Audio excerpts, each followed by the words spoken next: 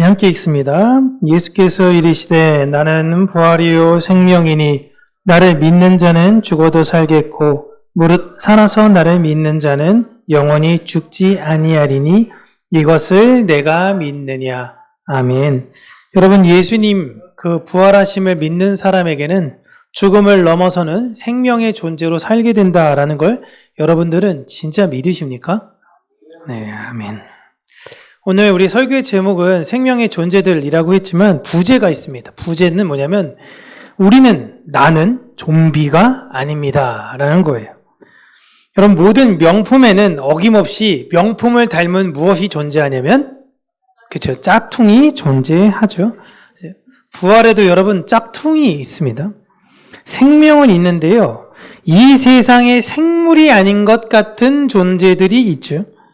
명칭은 동서양을 고금을 막론하고 있습니다. 동양에서 제가 어렸을 때는 가장 대표적인 살았지만 살았지 않았던 그런 생물을 뭐라 불렀냐면 강시라고 불렀어요. 요즘 애들은 강시 자체를 다 모르더라고요. 요즘 애들에게서도 더 잘 알려져 있는 존재는 뭐죠? 그쵸, 좀비죠. 그리고 굴, 이런 명칭들이 있는데요. 오늘은 우리에게 익숙한 좀비라는 명칭으로 이 세상을 사는 생명은 없지만 활동하는 존재들과 그 속에서 부활의 생명을 가진 우리의 모습을 한번 생각해 보려고 합니다. 성경은 모든 인간의 상태는 허물과 죄로 죽어 좀비와 같다라고 이야기를 하고 있습니다. 그런데 그러한 자들을 예수님께서 살리셨다라고 이야기를 해요. 이런 얘기를 들었을 때 사람들은 이렇게 반문합니다. 우린 죽은 적이 없는데요.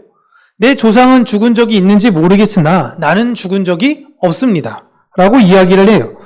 버젓이 살아있는데 예전에 나는 죽은 사람이다 라고 지금 바울은 이야기하고 있는 거예요. 너 죽은 사람이야. 근데 죽었던 너를 살려냈다라는 거예요. 이게 여러분 이해가 안 돼야 되는 거예요. 난 한 번도 죽은 적이 없어요. 죽을 뻔했던 적이 있을진 몰라고 심지어 죽을 뻔했던 적이 없는 분도 있습니다. 그런데 나를 예수님께서 다시 살리셨다라는 거예요. 난 그대로라니까요. 근데 내가 죽었었대요. 여러분, 부활이라는 건 단순히 움직이지 못했던 시신이 움직이게 되는 사건을 이야기하는 것이 아니라 진짜 생명을 얻게 되는 사건을 말하는 것입니다. 그런데 이 사람들이 구분이 잘 안 돼요. 진짜 생명이 있는지. 사람은 숨을 쉬고 생각하고 활동합니다. 이게 여러분 과학기술이 발전하면 발전할수록 하나씩 무너져가는 게 무엇이냐면 인간은 스스로 자율적으로 판단을 하고 자율적으로 선택하고 자율적으로 무언가를 한다. 나는 능동적 존재야 라고 생각했는데 과학이 발전되면 발전될수록 가장 무서운 게 뭐냐면 야, 이거 다 짜여져 있던 거 아니야? 라는 거예요. 내 인생이 마치 뭔가 계획된 것처럼 거대한 시간과 공간의 흐름 안에 이미 이렇게 되어지기로 계획되고 작정된 거 아니야? 라는 걸로 점점 흘러가고 있어요. 이걸 부정하기 위해서 수많은 과학자들이 지금 노력하고 있습니다. 우리 살아생전 우리도 모습도 당연하죠. 여러분, 인간의 뇌가 나 이거 저거 오늘 여러분 반찬들이 쭉 나옵니다. 어떤 걸 먹을 건가? 혹은 내가 여행 갈 때는 어디 갈 건가? 내가 뭘 할 때는 뭘 할 건가? 라는 걸 내가 선택을 하잖아요. 나 이거 할 거야. 나 이거 할 거야. 하지만 뇌는 내가 선택 내리기 전 아주 미세한 차이에 먼저 그걸 결정한대요. 이게 굉장히 충격적인 거죠. 내가 먼저 된 것을 내가 따라간다라는 겁니다. 그럼 도대체 무엇이 내 안에 그것을 결정하게 하느냐라는 것이 지금 숙제예요. 그런데 사람들은 그걸 미묘한 차이라서 잘 몰라요. 그래서 나는 스스로 생각하고 스스로 고민하고 나는 스스로 살아가기에 나는 살아있는 존재다라고 생각합니다. 그러나 성경은 숨이 있냐 없냐, 붙어 있냐 없냐 이걸로 구분하지 않아요. 하나님과 단절된 상태면요, 그 사람은 어차피 죽은 사람입니다. 우리는 생명을 가지고 이 땅을 사는 사람들입니다. 우리에게는 그 확신이 있어요. 여러분 주변 사람들한테 한번 물어보세요. 너는 어떠한 확신을 가지고 이 세상을 사느냐? 그들은 답을 여러분들에게 할 겁니다. 답이 있는데요, 답이 없어요. 그들은 가는 것 같은데요, 방향이 없습니다. 어디론가는 가는데 목적이 없어요. 그래서 인생에 굉장히 큰 변곡점을 맞이합니다. 사랑하는 이의 죽음, 많은 것들에 대한 상실, 이런 거 있었을 때 나는 분명히 잘 가고 있다고 생각하는데 내 인생의 모든 게 송두리째 흔들려 버리는 거예요. 이게 뭐지? 이게 나 어떻게 살아야 되지? 잘 살아왔잖아요. 그런데 갑자기 흔들리는 것입니다. 이게 이 세상 사람들의 모습이에요. 그래서 그들의 모습이 마치 좀비와 같다라는 것입니다. 좀비의 습성은 좀비에 관련된 드라마나 영화를 보신 분은 알겠지만 어떠한 소리가 들리면 그곳으로 무리지어 갑니다. 움직이지만 생명이 없고 살아있지만 살아있지 않는 거예요. 그들의 삶의 목적은 딱 하나입니다. 먹어야 산다라는 거예요. 실제로 제가 좀비 영화나 좀비 드라마를 좋아해서 예전에 많이 봤는데 실제 굶어 죽는 좀비에 관련된 설정은 없더라고요. 그러면 안 먹어도 되는 것 같은데 굳이 가서 뭔가 먹겠다라는 게 그들의 설정이에요. 좀비의 존재는 무언가를 먹어야만 하는 설정이에요. 예수님께서 이 땅에 생명을 주러 오셨습니다. 생명의 주로 오셨어요. 그런데 사람들은 생명의 주를 알아보지 못합니다. 지금도 마찬가지예요. 오히려 거부하고 배척하고 죽입니다. 여러분 좀비 영화 나중에 혹시 시간 돼서 한번 보시면요. 좀비 영화의 제일 좋은 특성 중에 하나는 뭐냐면 좀비끼리 안 싸운다라는 거예요. 좀비끼리는 안 싸워요. 서로 안 물어뜯습니다. 누굴 보면 물어뜯느냐? 살아있는 자만 보면 물어뜯으려고 해요. 그래서 너를 어떻게든 나처럼 만들 거야. 이게 좀비의 습성이에요. 그리고 이게 이 세상의 모습입니다.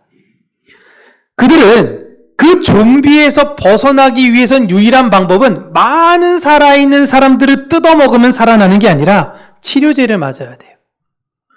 그런데 좀비 스스로는 치료제를 만들 수도 없고요.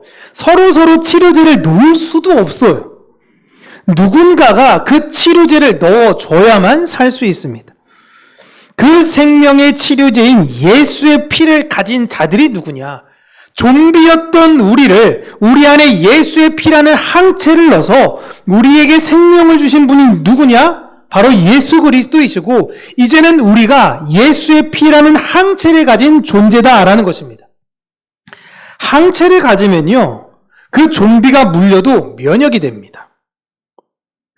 근데 좀비는 스스로 생명을 얻을 수 없고 도리어 생명을 가진 자들을 빼앗으려고만 하는 것이에요. 이게 여러분 죄의 상태라는 것입니다. 우리는 이 세상 사람들과 여러분 다릅니다. 우리는 이 세상 사람들은 너 이 세상 왜 살아? 너 왜 살아? 그럴 때 그 잘 먹고 잘 살려고 사는 거지 라는 좀비적 답변을 합니다.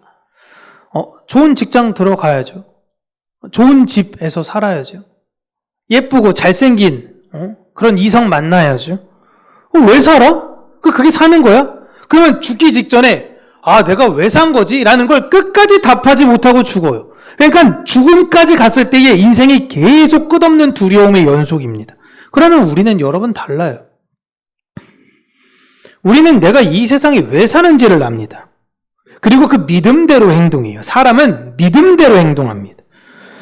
우리가 생명을 얻게 된 것은 내가 많은 사람들을 물어 뜯어가지고 내가 생명을 얻게 된 것이 아니라 내 안에 예수께서 내 안에 그 피를 주셨기 때문에 내가 예수로 살 수 있게 된 존재가 된 것입니다. 그리고 이제는 나는 무엇을 해야 되느냐? 그 피를 나누어 주는 존재로 사는 것입니다. 이게 하나님의 사랑으로 그 피를 받았으니 이제는 이웃을 그 피로 사랑해라 라는 하나님 사랑, 이웃 사랑이라는 율법의 완성의 내용을 이야기하고 있어요. 그렇게 생명을 얻어 부활을 믿는 자들은요, 삶에 뚜렷한 방향이 생기고 삶의 목적이 있습니다. 왜 사는지를 알아요. 여러분, 이거는요, 이게 천지 차이예요.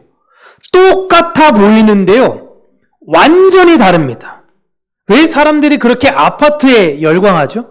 아파트 살려고 왜 사람들이 그렇게 애씁니까? 아파트 살지 않으면 무시당하니까. 왜 대학을 안 왜 저 어렸을 때나 그렇지만, 왜 요즘은 대학에 대한 그런, 소망이 많이 좀 옅어졌다라고는 하지만 여러분, 대학을 왜 그렇게 좋은 대학을 보내려고 왜 이렇게 부모님들이 애썼나요? 무시당하지 말라고. 무시당하지 말라고, 좋은 직장 들어가라고, 번듯하게 살라고. 그게 이 세상 사람들의 삶이어서 그들은요, 그렇게 되지 않으면 불안한 거예요. 내가 이렇게 살면 안 되는데. 제가 가끔씩 볼 때에, 굉장히 충격이 있었는데, 제가 이제 태어나고 자랐던 그쪽 고향은 이제 서울 강서구 화곡동이라는 곳인데, 한번 어떤 방에서 논란이 붙었어요. 야, 화곡동이 서울이냐? 막 이러면서. 무슨 그런 촌동네가 서울이냐면 막 하니까, 강서구 사는 사람들이 막 달려들어가지고 막 이제 참전을 벌이면서 싸운 거예요. 야, 그럼 뭐 아파트 값 10억 원절이 되는 데가 무슨 서울이라고 하는데, 야, 사람들이 이렇구나. 그럼 너는 어디 사냐? 난 마포 산다. 난 용산 산다. 막 이러면서 거들먹거리는데, 뉴욕 사는 사람들이 보면 무슨 생각하겠어요? 뉴욕 사는 사람들이 뭐야, 뭔데? 홍콩 사는 사람들이 보면 뭐라고 하겠어요? 마포가 어딘데? 자기네들끼리 그냥 그거 가지고 악다구니 하면서 싸우는 거예요. 근데 제 마음 가운데, 야, 이거 빌라 사는 사람은 참전도 못하겠다. 이런 생각이 들더라고요. 세상이 그래요. 그냥 물어 뜯어야 되는 거예요. 물어 뜯어야지만, 뭔가 너도 나처럼 돼야지만, 그 안에, 내 안에 불안감이 잠재우는 것입니다. 그러나 여러분, 좀비로부터 생명을 얻은 자, 그 좀비 바이러스에서 해방된 사람들의 특징은요, 이젠 좀비에게 물려도 좀비가 되지 않고요, 다시 좀비의 삶을 살려고도 하지 않습니다. 죽음이라는 좀비 바이러스는 예수 그리스도라는 생명의 항체를 이길 수가 없어요. 이 세상은 예수 그리스도의 십자가, 예수 그리스도의 보혈을 이길 수 없습니다. 고로 우리를 이길 수 없어요. 그 항체를 가진 사람은 더 이상 두려움에 살지 않습니다. 그들은 무엇을 하며 사느냐? 생명을 전하는 존재가 돼요. 여러분, 우리는 죽음에서 생명으로 넘어간 사람들입니다.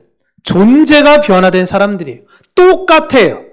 예전과 나는 세상 사람들이 볼 때 똑같은데, 세상 사람들이 말 때 똑같은데 달라요. 분명히 이 사람 똑같은 사람인데 다른 사람입니다. 이전의 날은 다른 사람들과 똑같이 무언가 물어 뜯어야만 안심이 되는 존재였어요. 야, 나도 같이 뜯고 있으면, 좀비들이랑 같이 있어서 뭔가 뜯고 있으면, 같이 이게 맞나 보다 하면서 살았는데, 이제는 생명을 주는 존재로 그 물어 뜯는 사람들 다 끌고 와가지고 거기에게 예수의 항체를 집어넣어 주는 존재가 된 것입니다. 여러분, 생명을 가진 자들은요, 좀비를 부러워하거나 질투하지 않습니다. 어휴, 맛있어요? 그거 맛있나 보다. 야, 편하겠다, 야. 이러면서 부러워하거나 질투하지 않아요. 생명을 가진 사람들은 이 세상에 영원한 죽음 가운데 들어갈 사람들이 부럽지 않아요. 왜 그들이 부럽습니까? 그들의 끝을 나는 알고 그걸 믿는데, 그걸 못 믿으니까 불안한 거예요. 이게 죽었는데 예수님 없으면 어떡하지? 하나님 없으면 내 인생 망한 건데. 이거 어떻게 한 거지? 믿지를 못하니까 나 같이 가서 그냥 열심히 같이 물어 뜯어야 되는 겁니다. 항체를 가진 사람들은 여러분, 이 세상에서 감출 수 없습니다. 생명을 나눠주기 때문에 그래요. 그들은 말과 행동에서 진실을 드러내며 생명을 살리고 공동체를 세워주는 방향으로 살아갑니다. 자신 주변에 예수 그리스도라는 항체를 전해주게 되고요, 그 항체를 가진 사람들과 함께 기쁘게 사역하죠. 여러분, 같이 찬양한 이분들, 또 우리 교회가 함께 이 예수의 항체를 가진 자로서 함께 그 생명과 그 사랑을 고백하는 여러분들의 공동체, 그리고 사역자들인 것입니다.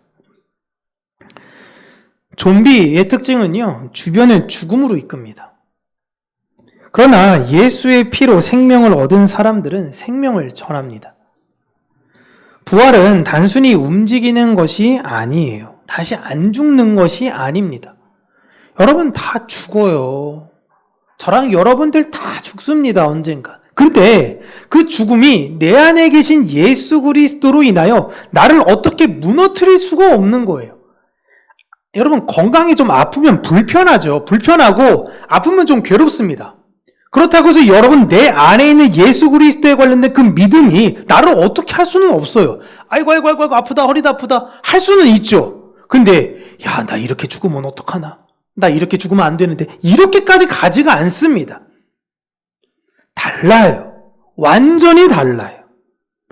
예수가 내 안에 계시니 죽음은 더 이상 우리를 삼킬 수가 없습니다. 그리고 이전으로 돌아갈 수도 없어요. 그들이 부럽지도 않아요. 그래, 넌 좋은 데 살아. 맛있는 거 먹어. 멋있는 거 하고 다녀. 그냥 그러는 거예요. 그렇다고 해서 여러분, 제가 늘 여러분에게 말씀드리는 게 그냥 일부러 허름한 집 골라서 가고 그냥 쓰레기 주워다 먹고 막 옷 다 찢어지고 이런 거 입으라는 게 아니에요. 깔끔하게 다니세요. 깔끔하게. 생명을 전하는 존재는 그냥 그런 걸 부러워하지 않는 마음으로 사는 거예요. 돈이 많은 분들이 계세요. 근데 그런 분들, 예전에 강남에 어떤 분들이 그런 얘기했죠. 자기 아내가 이제 어디 교회 간다고 하는데, 여보, 교회 가는데 벤츠 타고 가는 거 아니야. 저 제네시스 타고 가. 막 이런 얘기하는 거예요. 그러니까 부자인 분들은요, 그냥 교회 그 형식에 맞춰가지고 제네시스 타고 가는 겁니다. 그게 괜찮아요. 좋은 거 타고 다녀도 괜찮아요. 맛있는 거 먹으셔도 괜찮아요. 다만, 그게 부러워서 사람들이 거기 가서 다 물어뜯고 있는 모습을 보면서, 나도 물어뜯어야겠다. 라는 마음으로 사시지 말라는 겁니다. 왜 내가 취업을 해야 되지? 왜 내가 이 세상을 살아야 되는 거지? 왜 내가 이 집에 살아야 되는 거지? 그런 거에 대해서 살아가는 것이 아니라 나는 예수를 전하면서 사는 것이지 라는 걸 여러분 잊지 말고 사시다라는 것입니다. 부활을 믿는다라는 것은요, 이 세상에 진짜 생명을 가진 존재로 살아가는 것을 말합니다. 모든 피조물들이 고대하는 바는 하나님의 아들들이 나타나는 바다라고 로마서에서 이야기합니다. 이 세상 좀비들이 기대하는 건 나를 다시금 사람으로 변화시킬 하나님의 아들들이 내게 와서 예수 그리스도의 그 십자가, 그 보혈을 나에게 넣어주기를 소망하는 거예요. 여러분밖에 그 일을 할 수가 없어요. 교인은 더 이상 겉으로만 살아가는 존재가 아닙니다. 그냥 형식적으로 오늘 부활절이니까 칸타타하고 찬양하고 그냥 부활하신 주님 찬양하고 이렇게 끝나는 것이 아니라 나는 하나님의 생명으로 이 세상을 사는 존재구나. 뭐 먹지? 뭐 마시지? 뭐 입지? 돈 이렇게 있으니까 더 아껴서 더 나 혼자 부자 돼야지. 이런 것이 아니라 하나님, 나에게 주신 바 그 소명과 사명, 내가 어떠한 것으로 이 세상 사람들에게 예수님의 사랑을 전해야 할까요? 나에게 하나님이 분명히 주신 게 있어요. 그게 건강일 수도 있고 무엇인지 몰라요. 하나님이 여러분에게 주신 그것으로 여러분의 예수 그리스도의 그 사랑을 이 세상 가운데 보내시는 그 사명을 잘 감당하는 생명의 존재들로 사는 저와 여러분 되시기를 주님의 이름으로 축복합니다. 기도하겠습니다. 창조주신 하나님 아버지, 부활이요 생명이신 주님을 우리가 진정으로 믿는 자들이 되어지기를 원하고, 이것이 머나먼 미래 가운데 이루어질 일인 것이 아니라 오늘 이 순간 부활로 살아가는 우리의 현실이라는 것을 이해하고 이것을 받아들이고 이 믿음으로 살아가는 우리 평강교회 모든 성도님들 되게 하여 주시옵소서. 예수님 이름으로 기도합니다. 아멘.